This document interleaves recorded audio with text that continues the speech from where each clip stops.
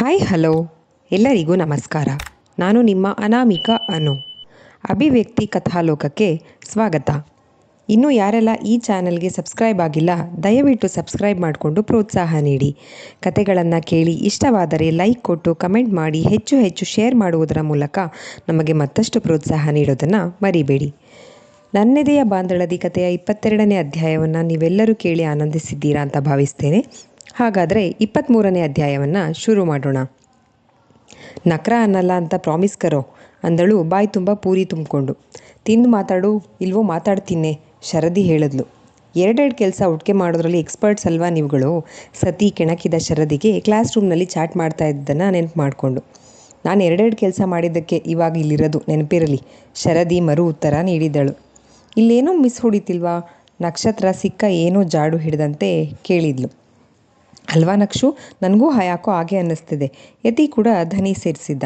ಸತಿ ನೋಡೋ ತಂಗಿ ಅಂತ ಹೊತ್ಕೊಂಡು ಮೆರಿತೀಯ, ನಿನ್ನ ಬುಡಕ್ಕೆ ಬಂತು ಈಗ, ನವಿ ಗೆಳೆಯನ ಪರವಹಿಸಿ ಹೇಳಿದ್ದ. ನಕ್ಷು, ನಾನು ಶುರು ಮಾಡಿದ್ರೆ ಈಗ ಓಡೋಗ್ತೀಯ ಅಷ್ಟೇ, ಮರಿಬೇಡ ಅಂತ ಅಂದು ಶರದಿ.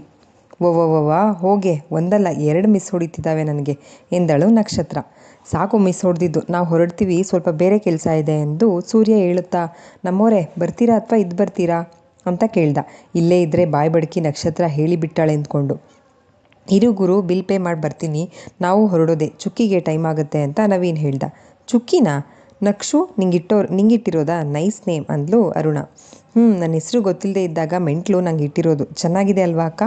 ಮೊದಲ ಬಾರಿಗೆ ನಕ್ಷತ್ರ ಚುಕ್ಕಿ ಹೆಸರಿನ ಬಗ್ಗೆ ತನ್ನ ಅಭಿಪ್ರಾಯ ಹೇಳ್ಕೊಳ್ತಾ ಇದ್ಲು. ನಕ್ಷತ್ರಳ ಧ್ವನಿಯಲ್ಲಿ ಪ್ರೀತಿಯ ಹೆಮ್ಮೆ ಇದ್ದಿದ್ದನ್ನು ಎಲ್ಲರೂ ಗುರುತಿಸಿದ್ರು.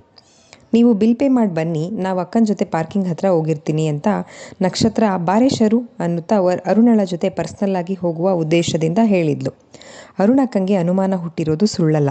ನಾನಿದ್ರೆ ನಕ್ಷತ್ರ ಓಪನ್ ಅಪ್ ಆಗಲ್ಲ ಅಂತ ಅಂದ್ಕೊಂಡ ಶರದಿ, ನೀನು ಹೋಗು, ನಾನು ನಿಧಾನಕ್ಕೆ ಬರ್ತೀನಿ ಅಂತ ಹೇಳಿದ್ಲು. ಎಲ್ಲರಿಗೂ ಶೇಕ್ ಹ್ಯಾಂಡ್ ಕೊಟ್ಟು ಮತ್ತೊಮ್ಮೆ ಸಿಗೋಣ ಅಂತ ಹೇಳಿ ಇಬ್ಬರೇ ನಡ್ಕೊಂಡು ಹೋಗಬೇಕಾದ್ರೆ ನಕ್ಷು ಏನೋ ಕೇಳಲಾ ಅಂತ ಅಂದಳು ಅರುಣ ಮಾತಿಗೆ ಪೀಟಿಗೆ ಹಾಕುತ್ತಾ. ಕೇಳಿ ಅಕ್ಕ, ಅದೇನು ಅಂದಳು ನಕ್ಷತ್ರ. ನಕ್ಷತ್ರ, ನೋಡು, ನಂದು ನೇರ ಮಾತು, ನಿನಗೂ ಗೊತ್ತದು.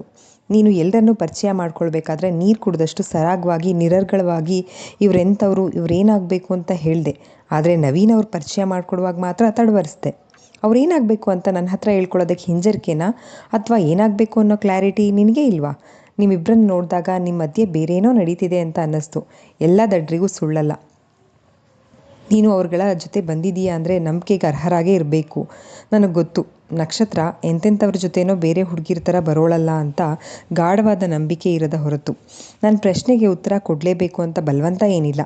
ನಿನ್ನೊಳಗೆ ನಿನಗೆ ತುಂಬ ಕನ್ಫ್ಯೂಷನ್ಸ್ ಇರೋದು ಸಹಜ. ಈ ವಯಸ್ಸೇ ಅಂಥದ್ದು ನಕ್ಷು. ಆ ಪ್ರಶ್ನೆಗಳಿಗೆ ಉತ್ತರ ಕಂಡ್ಕೋ. ಈ ಥರ ಕನ್ಫ್ಯೂಷನ್ನಲ್ಲಿ ತೊಳಲಾಡ್ತಾ ಫ್ಯೂಚರ್ ಹಾಳು ಮಾಡ್ಕೋಬೇಡ. ಒಂದೊಳ್ಳೆ ನಿರ್ಧಾರ ತಗೋ. ಮಣ್ಣಿನ ಮುದ್ದೆಯಂತಿದ್ದ ನಕ್ಷತ್ರಳ ಮನಸ್ಸಿನ ಗೊಂದಲಗಳಿಗೆ ರೂಪುರೇಷೆ ಕೊಡುವಂತೆ ಶಾಂತಚಿತ್ತವಾಗಿ ಮಾತನಾಡಿದ್ಲು ಅರುಣ. ಅಕ್ಕ, ಅವ್ನು ಯಾರು ಅಂತ ಹೇಳಿ, ಏನು ಅಂತ ಹೇಳಿ ನಿಮಗೆ? ಕಾಲೆಳೆಯೋ ಫ್ರೆಂಡ್ ಅಂತಾನಾ? ಅವ್ನ ಫ್ರೆಂಡ್ ಅಲ್ಲ. ನನಗೆ ಸಿಲೆಬಸ್ ಅರ್ಥ ಆಗದೆ ಇದ್ದಾಗ ಪಾಠ ಮಾಡ್ತಾನೆ. ಗುರು ಅನ್ಲಾ? ಇಲ್ಲ, ಅವನು ಗುರುನೂ ಅಲ್ಲ. ಸದಾ ನಾನು ಒಳ್ಳೆಯದನ್ನೇ ಬಯಸ್ತಾನೆ. ಹಿತೈಷಿ ಅನ್ಲಾ? ಇಲ್ಲ, ಅವನು ಹಿತೈಷಿ ಅಷ್ಟೇ ಅಲ್ಲ. ನನಗೇನು ಸಮಸ್ಯೆ ಆಗದಂತೆ ನಾನಿದ್ದೀನಿ ಅಂತ ಬೆನ್ನ ಹಿಂದೆ ಕಾವಲಾಗಿ ನಿಲ್ತಾನೆ. ನನ್ನ ರಕ್ಷಕ ಅಂತ ಹೇಳಲಾ? ಅವನು ನನ್ನ ರಕ್ಷಕ ಮಾತ್ರ ಅಲ್ಲ. ನಿಮ್ಮ ಹತ್ರ ಮುಚ್ಚಿಡೋದೇನಕ್ಕ? ನಾನು ಯಾರು ಅಂತ ಗೊತ್ತಿಲ್ಲದೆ ಪರಿಚಯ ಇಲ್ದಾಗಿದ್ದನೂ ನನ್ನ ಇಷ್ಟಪಡ್ತಾ ಇದ್ದಾನೆ. ಹಿ ಲವ್ಸ್ ಮೀ. ಅಲ್ಲಿದ್ದ ಪ್ರತಿಯೊಬ್ಬರಿಗೂ ಗೊತ್ತು ಈ ವಿಷಯ. ಆದರೆ ಅವನ ಪಾಡಿಗೆ ಅವನು ಪ್ರೀತಿಸ್ಕೊಂಡಿದ್ದಾನೆ. ಬೇರೆ ಹುಡುಗರ ಥರ ಯಾವತ್ತೂ ಹಿಂದಿಂದೆ ಅಲಿತಾ ಕಾಟ ಕೊಟ್ಟಿಲ್ಲ, ಬಲವಂತ ಮಾಡಲಿಲ್ಲ. ಪ್ರೇಮಿ ಅನ್ಲಾ? He is not only lover. ಆದರೆ ನನಗೆ ಅವನ ಮೇಲೆ ಪ್ರೀತಿ ಇದೆಯಾ ಇಲ್ವಾ ಯಾವುದೂ ಗೊತ್ತಿಲ್ಲ. ಅವನು ದೂರ ಇದ್ದಾಗ ಹತ್ತಿರ ಇರಬೇಕು ಅಂತ ಅನಿಸುತ್ತೆ, ಆದರೆ ಜೊತೇಲಿದ್ದಾಗ ನಾನೇ ದೂರ ತಳ್ತೀನಿ. ನಾವು 5 ಜನನೇ ಗ್ರೂಪಲ್ಲಿರೋದು. ಜಾಸ್ತಿ ಆಗಿದ್ದಾಗೆಲ್ಲ ಅಣ್ಣಂದ್ರ ಜೊತೆನೇ ಜಾಸ್ತಿ ಇರ್ತೀನಿ. ಆದರೆ ಮನಸ್ಸು ಅವನ ಜೊತೆ ಇರೋದಕ್ಕೆ ಹಾತೊರಿತಾ ಇರುತ್ತೆ, ಹೊಂಚಾಗ್ತಾ ಇರುತ್ತೆ. ಸಿಕ್ಕಿದಾಗೆಲ್ಲ ಜಗಳ ಕಾಯ್ತಾನೆ, ಹಿತವಾಗಿರುತ್ತೆ ಜಗಳ ಕೂಡ. ಎಷ್ಟು ಜಗಳ ಮಾಡ್ತಾನೋ ಅಷ್ಟೇ ಕಾಳಜಿ ಮಾಡ್ತಾನೆ. ಆದರೆ ಅವಂದು ಹಿಟ್ಲರ್ ಆಡಳಿತ ಅಕ್ಕ. ಅದಕ್ಕೆ ನನಗೆ ಕೋಪ ಬರೋದು. ನಾನೇನು ಅವನಿಗೋಸ್ಕರನೇ ಭೂಮಿ ಮೇಲೆ ಹುಟ್ಟಿರೋದೇನೋ ಅನ್ನೋದು ಹಾಗೆ ನಕ್ಷತ್ರ ನನಗೇ ಸೇರ್ತೋಳು ಅಂತ ಫಿಕ್ಸಾಗಿ ಹೋಗಿದ್ದಾನೆ. ಅಷ್ಟೇ ಅಲ್ಲ, ಅದನ್ನೇ ಹೇಳ್ತಾನೆ. ಅವನಿಗೇನು ಅಧಿಕಾರ ಇದೆ ನನ್ನ ಬಗ್ಗೆ ಡಿಸೈಡ್ ಮಾಡೋಕ್ಕೆ? ನೀವೇ ಹೇಳಿ. ನೀವು ಕೇಳಿದ್ರಿ ಅಲ್ವಾ ಅಕ್ಕ, ಅವನೇನಾಗಬೇಕು ಅಂತ? ಅವನಂದರೆ ನಂಬಿಕೆ ಅಕ್ಕ. ಅದು ಬಿಟ್ಟು ನನಗೆ ಬೇರೇನೂ ಗೊತ್ತಿಲ್ಲ. ನಾನು ತಲೆನೂ ಕೆಡಿಸ್ಕೊಂಡಿಲ್ಲ. ಸದ್ಯ ನಾನು ಓದಬೇಕಷ್ಟೆ. ಅವನು ಓದು ಅಂತ ಕಾಟ ಕೊಡ್ತಾನಷ್ಟೇ ಅಂತ ನಕ್ಷತ್ರ ಹೇಳಿದ್ಲು. ನೋಡು ನಕ್ಷು, ನಂಬಿಕೆ ಅನ್ನೋದು ಎಷ್ಟು ಒಳ್ಳೆಯದೋ ಅಷ್ಟೇ ಅಪಾಯಕಾರಿ ವಿಷಯ ಕೂಡ. ನೀನು ವಯಸ್ಸೇ ಅಂಥದ್ದು. ಬಣ್ಣ ಬಣ್ಣದ ರಂಗಿನ ಹೋಳಿ ಥರ ಕಾಣುತ್ತೆ ಪ್ರಪಂಚ. ಅಷ್ಟಿಲ್ಲದೆ ಹಿರಿಯವರು ಹೇಳಿಲ್ಲ, ಹುಚ್ಚುಕೋಡಿ ಮನಸ್ಸು ಈ 16ರ ವಯಸ್ಸು ಅಂತ.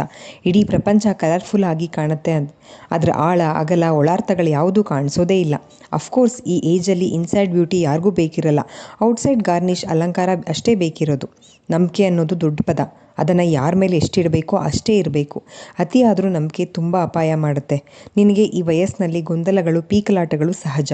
ಯಾಕಂದರೆ ಈಗ ತಾನೇ ಮೊಗ್ಗಿನಿಂದ ಹೂವಾಗಿ ಅರಳ್ತಾ ಇರೋ 16ರ ವಯಸ್ಸು ನಿಂದು. ಈ ವಯಸ್ಸಲ್ಲಿ ಕಂಡಿದ್ದೆಲ್ಲ ಆಕರ್ಷಣೀಯವಾಗೇ ಕಾಣುತ್ತೆ. ನಮಗೆ ಅಂತ ಚೂರು ಕಾಳಜಿ ತೋರಿಸಿದ್ರೆ ಸಾಕು, ಅದನ್ನೇ ಈ ಹುಚ್ಚು ಮನಸ್ಸು ಪ್ರೀತಿ ಅಂತ ಅಂದ್ಕೊಂಡ್ಬಿಡುತ್ತೆ.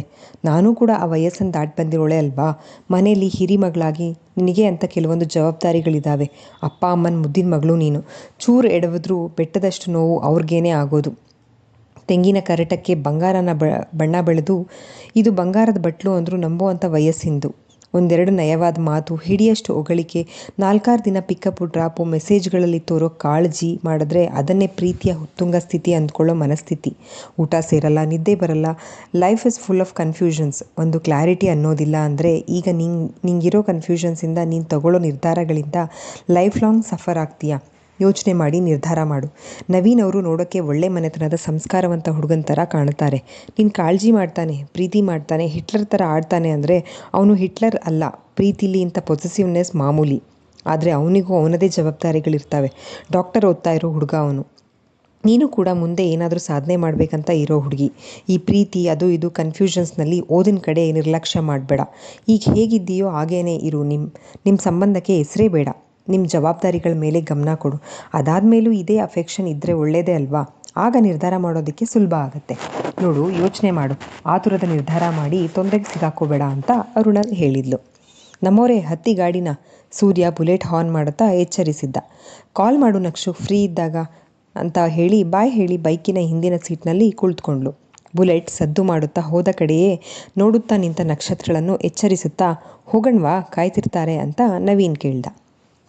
ಎಂದಷ್ಟೇ ಉಸುರಿ ಮೌನದ ಮೊರೆ ಹೋದವಳಂತೆ ಸಪ್ಪೆ ಮುಖ ಮಾಡಿಕೊಂಡು ನಡೆಯುತ್ತಿದ್ದವಳಿಗೆ ಏನಾಯ್ತೆ ಅಂತ ಅಂದರು. ಏನಿಲ್ಲ, ಬಾ ಹೋಗೋಣ, ಟೈಮ್ ಆಯಿತು ಅಂದ್ಲು ನಕ್ಷತ್ರ. ಇವರಿಗಾಗಿಯೇ ಕಾದಿದ್ದರು ಉಳಿದವರೆಲ್ಲ. ಮುಂದೆ ಎಲ್ಲೋಗೋಣ ನಕ್ಷು, ಏನು ಬೇಕು ನಿನಗೆ? ಯತಿ ಕೇಳಿದ ಬಾಡಿದ ಮುಖವನ್ನು ನೋಡುತ್ತಾ. ಕೌನ್ಸಿಲಿಂಗ್ ಬೇಕು. ಸೈಕಿಯಾಟ್ರಿಸ್ಟ್ ಗೊತ್ತಿದ್ರೆ ಹೇಳು ಅಂದ್ಲು ನಕ್ಷತ್ರ ಟೇಬಲ್ ಮೇಲೆ ತಬಲಾ ಬಾರಿಸುತ್ತಾ. ಫ್ರೈಡ್ ರೈಸ್, ಗೋಬಿ ಆರ್ಡರ್ ಮಾಡಿದ್ದೀನಿ, ತಿನ್ನು ಮೊದಲು. ತಿಂದಾದ್ಮೇಲೆ ಇದೇ ಒಪಿನಿಯನ್ ಇದ್ದರೆ ನೋಡೋಣ ಅಂತ ಸತಿ ಕಾಮಿಡಿ ಮಾಡಿದ್ದ. ನಕ್ಷು, ಸೈಕಿಯಾಟ್ರಿಸ್ಟ್ ಅಂದರೆ ಮೆಂಟ್ಲು ಡಾಕ್ಟರ್ ಕಣೆ. ನಿನಗೆ ಬ್ರೋಗಿಂತ ಒಳ್ಳೆ ಸೈಕಿಯಾಟ್ರಿಸ್ಟ್ ಸಿಗೋಕೆ ಚಾನ್ಸೇ ಇಲ್ಲ ಅಂತ ಶರದಿ ಹೇಳಿದ್ಲು. ಪ್ರಶ್ನೆಗಳು ಭುಗಿಲೇಳುತ್ತಿರುವುದೇ ಅವನ ಬಗ್ಗೆ. ಇವಳೊಬ್ಳು ಅಂತ ಹಣೆ ಚಚ್ಕೊಂಡು, ಹೋಗತ್ತಾ, ಇವನೇನು ಕ್ರಿಕೆಟಲ್ಲಿರೋ ಥರ ಆಲ್ರೌಂಡರ್ ಅಂದ್ಕೊಂಡಿದ್ಯಾ ಶಿವನೇ ಅಂದ್ಲು. ಅಷ್ಟರಲ್ಲಿ ಆರ್ಡರ್ ಬಂದಿತ್ತು. ನನಗೆ ಫ್ರೈಡ್ ರೈಸ್ ಬೇಡ, ಗೋಬಿ ಸಾಕು. ನನ್ನ ಪಾಲಿಂದು ನೀನೇ ತಿಂದಾದರೂ ಸ್ವಲ್ಪ ಬುದ್ಧಿ ಬೆಳೆಸ್ಕೊಳ್ಳವ ಅಂತ ಅಂದ್ಲು ನಕ್ಷತ್ರ. ಒಂದು ಹೇಳಿದ್ರೆ ಮಾತಾಡ್ತಾಳೆ. ಸ್ಪೂನನ್ನು ಅಂತ ಎಸೆದಿದ್ಲು ನಕ್ಷತ್ರಳ ಕಡೆಗೆ ಶರದಿ. ನಿಮ್ಮ ಮನೆಯಿಂದ ಸ್ಪೂನ್ಗಳನ್ನು ತಂದು ಎಸ್ದಾಡಿ, ಈಗ ತಿನ್ನಿ ಸತಿ ಹೇಳಿದ ಗೋಬಿ ಪೀಸೊಂದನ್ನು ತಿನ್ನುತ್ತಾ. ನಂಗೆ ಜಾಸ್ತಿ ಆಯಿತು ಇವತ್ತು ತಿಂದಿದ್ದು, ಸಾಕು ಎಂದು ಪ್ಲೇಟನ್ನು ಮುಂದೆ ತಳ್ಳಿದ್ದಳು ನಕ್ಷತ್ರ. ತಿನ್ನೆ ಸುಮ್ಮನೆ, ತಿನ್ನಕ್ಕೆ ಹೇಳ್ತಾಳೆ. ನವೀನ್ ಮಕ್ಕಳ ಗದರೋ ಹಾಗೆ ಗದರಿದ್ದ. ನೀನೆಂಥ ಡಾಕ್ಟ್ರು, ಈ ಥರ ಜಂಕ್ ಫುಡ್ ಜಾಸ್ತಿ ತಿನ್ನಬೇಡಿ ಅಂತ ಹೇಳೋದು ಬಿಟ್ಟು ತಿನ್ನಿ ಅಂತೀಯ ಡಬ್ಬ. ವಾ ಹೋಗೋ. ನಕ್ಷತ್ರ ಮೂತಿ ತಿರುವಿದ್ಲು. ಬರ್ತಾ ಬರ್ತಾ ಚಿಕ್ಕ ಹುಡುಗಿ ಆಗ್ತಿದ್ಯಾ ನಕ್ಷು ನೀನು, ಶರದಿ ಗದರಿದ್ಲು. ಆಯಿತು, ಸೀರಿಯಸ್ ಆಗಿ ಒಂದು ಪ್ರಶ್ನೆ ಕೇಳ್ತೀನಿ, ಉತ್ತರ ಹೇಳಿ. ಇವಳು ಒಳ್ಳೆಯವಳ ಕೆಟ್ಟವಳ? ಗಲ್ಲಕ್ಕೆ ಕೈ ಕೊಟ್ಟು ನವೀನ್ ಕಡೆಗೆ ನೋಡುತ್ತಾ ಕೇಳಿದ್ಲು. ನೆತ್ತಿಗೇರಿದಂತೆ ಕೆಮ್ಮುತ್ತಾ, ನೀರು ಕೊಡ್ರೋ, ಬೇಗ ಬೇಸಿಗೆಯಲ್ಲಿ ಮಹಾಮಳೆ ಬರೋ ಥರ ಹವಾಮಾನ ಇದೆ ಅಂತ ನವೀನ್ ನಟಿಸ್ತಾ ಹೇಳ್ದ. ಮೆಂಟ್ಲು, ಸಾಕು ನಿಲ್ಲಿಸೋ ನಾಟಕನ. ಚಟೀರನೆ ಕೈ ಮೇಲೆ ಒಂದೇಟು ಕೊಟ್ಟಿದ್ಲು. ಏನು ಸಮಾಚಾರ, ಒಳ್ಳೆಯವನೋ ಕೆಟ್ಟವನೋ ಅಂತ ಭಾರಿ ಸರ್ವೆ ನಡೀತಿದೆಯಲ್ಲ ಹೃದಯ ಸಾಮ್ರಾಜ್ಯದಲ್ಲಿ, ನಾಟಕೀಯವಾಗಿ ಕೇಳಿದ್ಲು ಶರದಿ. ಹಿಟ್ಲರ್ ಇವನು, ನಂಗನ್ಸಿದ್ದು ಅದಕ್ಕೆ ಕೇಳಿದೆ. ಬರೀ ದಬ್ಬಾಳಿಕೆ ಆಡಳಿತ. ಬೇಗ ತಿನ್ನಿ ಹೋಗೋಣ, ಟೈಮ್ ಆಯಿತು ಅಂತ ಅವಸರಿಸಿದ್ಲು ನಕ್ಷತ್ರ. ಸತೀಶ್ ನನಗೆ ಮಠದ ಹತ್ರ ಡ್ರಾಪ್ ಮಾಡಿ ಅಲ್ಲಿಂದ ಆಟೋಲ್ಲಿ ಹೋಗ್ತೀನಿ. ನಕ್ಷು ನೀನು ಅಂದಳು ಶರದಿ. ಬಸ್ ಸ್ಟಾಪ್ಗೆ ಡ್ರಾಪ್ ಮಾಡು, ನಾನು ಬಸ್ಸಲ್ಲಿ ಹೋಗ್ತೀನಿ ಅಂತ ಮುಖ ಊದ್ಸ್ಕೊಂಡ್ಲು ನಕ್ಷತ್ರ. ಅರುಣಾಳ ಮಾತುಗಳಿಂದ ತಿಳಿನೀರ ಸರೋವರದಂತಿದ್ದ ಮನಸ್ಸು ಕದಡಿದ ರಾಡಿಯಂತಾಗಿತ್ತು. ಮನದ ತುಮುಲಗಳನ್ನೆಲ್ಲ ಒಮ್ಮೆಲೆ ಆತ್ಮೀಯರೆದುರು ಹರವಿ ಅಗುರಾಗಬೇಕಾಗಿತ್ತು. ನಾನಾ ತಿರುವು ರಸ್ತೆಗಳಲ್ಲಿ ಸಮರ್ಪಕವಾದ ರಸ್ತೆಯೊಂದನ್ನು ಆಯ್ದುಕೊಳ್ಬೇಕಾಗಿತ್ತು. ಯಾರೆದುರು ಹೇಳಿಕೊಳ್ಳಲಿ? ಯಾರೆದುರು ಹೇಳ್ಕೊಳ್ಳಿ, ಅಣ್ಣಂದ್ರು ಬೇಡ ಬೇಡ, ಅವರು ಕೂಡ ಹದಿಹರೆಯದವರೇ ಅಂದ್ಕೊಂಡು ನಾನು ಬಸ್ಸಲ್ಲೇ ಹೋಗ್ತೀನಿ, ಡ್ರಾಪ್ ಮಾಡು ಅಂದ್ಲು ನಕ್ಷತ್ರ. ಸರಿ ಬನ್ನಿ ಮತ್ತೆ ಎನ್ನುತ್ತಾ ಪಾರ್ಕಿಂಗ್ ಕಡೆ ಬರಬೇಕಾದ್ರೆ ನಕ್ಷತ್ರ, ಯತೀಶ್ ಮತ್ತು ಸತಿ ಹಿಂದೆ ಉಳ್ಕೊಂಡ್ರು. ಶರದಿಯ ಇಂದಿನ ವರ್ತನೆ ವಿಭಿನ್ನ ಅನಿಸಿ, ಶರದಿ ಯಾವತ್ತೂ ನೀನು ನಕ್ಷತ್ರನ ಒಂಟಿಯಾಗಿ ಬಿಡೋಳಲ್ಲ, ಅಂಥವಳು ಯಾಕೆ ಇವತ್ತು ಅವಳನ್ನು ಒಂಟಿಯಾಗಿ ಬಿಡ್ತಿದೀಯಾ? ನವಿ ತಾಳಲಾರದೆ ಕೇಳಿಯೇ ಬಿಟ್ಟ. ಅರುಣಕ್ಕ ಸುಮ್ಮನೆ ಹೋಗಿಲ್ಲ ಬ್ರೋ, ಕ್ವೆಶನ್ಸ್ ಕೇಳಿನೇ ಹೋಗಿರೋದು. ಅವಳ ಮನಸ್ಸಲ್ಲಿ ದೊಡ್ಡ ಅಲ್ಲೋಲ ಕಲ್ಲೋಲನೇ ನಡೀತಾ ಇದೆ. ಇಂಥ ಟೈಮಲ್ಲಿ ಒಂಟಿಯಾಗಿದ್ದಷ್ಟು ಒಳ್ಳೆಯದು, ಇಲ್ಲ ಅಂತ ಅಂದರೆ ಕನ್ಫ್ಯೂಷನ್ನಲ್ಲಿ ಒದ್ದಾಡ್ತಾಳೆ. ಯಾರ ಹತ್ರನೂ ಓಪನ್ ಅಪ್ ಆಗಿ ಹೇಳ್ಕೊಳ್ಳೋಕ್ಕೂ ಇಲ್ಲ ಅವಳು. ನಾನು ಒಳ್ಳೆ ಮಾತಲ್ಲಿ ರೇಗಿಸಿ ಏನೇನೋ ಕಷ್ಟಪಟ್ಟೆ ಅವಳ ಮನಸ್ಸಲ್ಲಿ ಏನಿದೆ ಅಂತ ತಿಳ್ಕೊಳ್ಳೋಕ್ಕೆ. ಎಳ್ಳು ಕಾಳಿನಷ್ಟು ಬಾಯಿ ಬಿಡೋಕ್ಕಾಗಲಿಲ್ಲ. ಅದಕ್ಕೆ ಇವತ್ತು ಅರುಣಕ್ಕನ ಜೊತೆ ಅವಳೊಬ್ಬಳನ್ನೇ ಕಳಿಸಿದ್ದು. ಅವಳಿಗೆ ಹಿರಿಯರೊಬ್ಬರ ಮಾರ್ಗದರ್ಶನ, ಸಜೆಷನ್ಸ್ ಬೇಕಿತ್ತು ಅಂತ ಶರದಿ ಹೇಳಿದ್ಲು. ಥ್ಯಾಂಕ್ಸ್ ಶರದಿ. ಮತ್ತೇನು ಹೇಳೋದಾದ ನವೀನ್. ಮೊನ್ನೆ ನೀವು ಫೀಲ್ ಆದ್ರಲ್ಲ, ನನಗೆ ನೋಡೋಕ್ಕಾಗಲಿಲ್ಲ ಬ್ರೋ, ಅವಳನ್ನು ಬಸ್ನಲ್ಲಿ ಕಳಿಸ್ಬೇಡಿ, ಊರಿನವರೆಗೂ ಡ್ರಾಪ್ ಮಾಡಿ. ಅವಳಿನಿವತ್ತು ನಿಮ್ಮನ್ನು ಅಪೋಸ್ ಮಾಡಲ್ಲ. She is in confusion. ಅವಳ ಮನಸ್ಸಲ್ಲಿ ಎದ್ದಿರೋ ಪ್ರಶ್ನೆಗಳನ್ನು ಯಾರ ಹತ್ರ ಹೇಳ್ಕೋಬೇಕು ಅನ್ನೋ ಗೊಂದಲದಲ್ಲಿದ್ದಾಳೆ. ಪ್ರಶ್ನೆಗಳು ಎದ್ದಿರೋದು ನಿಮ್ಮ ಬಗ್ಗೆ ಅಂದಮೇಲೆ ಉತ್ತರನ ಮತ್ಯಾರಲ್ಲೂ ಹುಡ್ಕೋಕಿದ್ರೆ ಸ್ಯಾಟಿಸ್ಫ್ಯಾಕ್ಷನ್ ಆಗಲ್ಲ. ನಿಮ್ಮಲ್ಲೇ ಅವಳು ಉತ್ತರನ ಕಂಡ್ಕೋಬೇಕು. ಅವಳಿಗೆ ತೃಪ್ತಿ ಆಗೋ ಉತ್ತರ ನೀವೇ ಕೊಡಬೇಕು. ಅವಳಿಗೆ ಆತಂಕ, ಭಯ ಇದೆ ಬ್ರೋ. ಎಲ್ಲಿ ಪ್ರೀತಿ ಅಂದರೆ ಎಜುಕೇಷನ್ ಹಾಳಾಗುತ್ತೋ ಅಂತ. ನಿಮ್ಮ ಮೇಲಿರೋ ಅಷ್ಟು ನಂಬಿಕೆ ಅವಳಿಗೆ ಪ್ರೀತಿ ಬಗ್ಗೆ ಇಲ್ಲ. ಆ ನಂಬಿಕೆ ನೀವೇ ಕೊಡಬೇಕು ಅಂತ ಶರದಿ ಹೇಳಿದ್ಲು. ಮೌನವಾಗಿ ಅರ್ಥ ಆಯಿತು ಅನ್ನೋ ಹಾಗೆ ಕಣ್ಣಲ್ಲೇ ಒಪ್ಪಿಗೆ ಸೂಚಿಸಿದ್ದ ನವೀನ್. ಹಾಗೆ ಮತ್ತೊಂದು ಮಾತು, ಇವತ್ತವಳು ಹೇಗೆ ರಿಯಾಕ್ಟ್ ಮಾಡಿದ್ರು ನೀವು ಮಾತ್ರ ಕೂಲಾಗಿರಬೇಕು. ವಾಟ್ ಎವರ್, ಇವತ್ತೇನು ಬೇಕಾದರೂ ಆಗ್ಬೋದು, ಅರ್ಥ ಆಯ್ತಾ? ಅಂದ್ಕೋತೀನಿ ಅಂತ ಅಂದ್ಲು ಶರದಿ. ಅರ್ಥ ಆಯಿತು, ಬಟ್ ಶರದಿ ಒಂದು ಮಾತು ಕೇಳಲಾ ಅಂತ ನವೀನ್ ಕೇಳ್ದ. ಕೇಳಿ, ಅದಕ್ಕೇನಂತೆ ಅಂದ್ಲು ಶರದಿ. ನೀನು ಚುಕ್ಕಿ ಒಂದೇ ಏಜ್ನವರು, ಆದರೂ ಇಷ್ಟೊಂದು ಮೆಚುರಿಟಿ, ಕೇರಿಂಗ್ ಹೇಗೆ ಸಾಧ್ಯ? ಅವಳಲ್ಲಿರೋ ಹುಡುಗಾಟಿಕೆ ನಿನ್ನಲ್ಲಿಲ್ಲ ಅಂತ ನವೀನ್ ಕೇಳ್ದ. ಅವಳು ತುಂಬ ಮುದ್ದಾಗಿ ಬೆಳೆದಿದ್ದಾಳೆ, ಹೊರಗಿನ ಪ್ರಪಂಚ ಅಂತ ನೋಡ್ತಿರೋದೇ ಈಗಷ್ಟೇ. ಹತ್ತಿರ ಬಂದು ಟೇಕ್ ಕೇರ್ ಬ್ರೋ ಅಂತ ಹೇಳಿ ತನ್ನ ಮಾತು ಮುಗಿಸಿದ್ಲು ಶರದಿ. ಇಲ್ಲಿಗೆ ಈ ಅಧ್ಯಾಯ ಮುಕ್ತಾಯವಾಯಿತು. ಈ ಸಂಚಿಕೆ ನಿಮ್ಮೆಲ್ಲರಿಗೂ ಇಷ್ಟವಾಗಿದೆ ಅಂತ ಭಾವಿಸ್ತೇನೆ. ದಯವಿಟ್ಟು ನಿಮ್ಮ ಅನಿಸಿಕೆ, ಅಭಿಪ್ರಾಯಗಳನ್ನು ಕಮೆಂಟ್ ಸೆಕ್ಷನಲ್ಲಿ ಹಂಚ್ಕೊಳ್ಳೋದನ್ನು ಮರಿಬೇಡಿ. ಧನ್ಯವಾದಗಳು.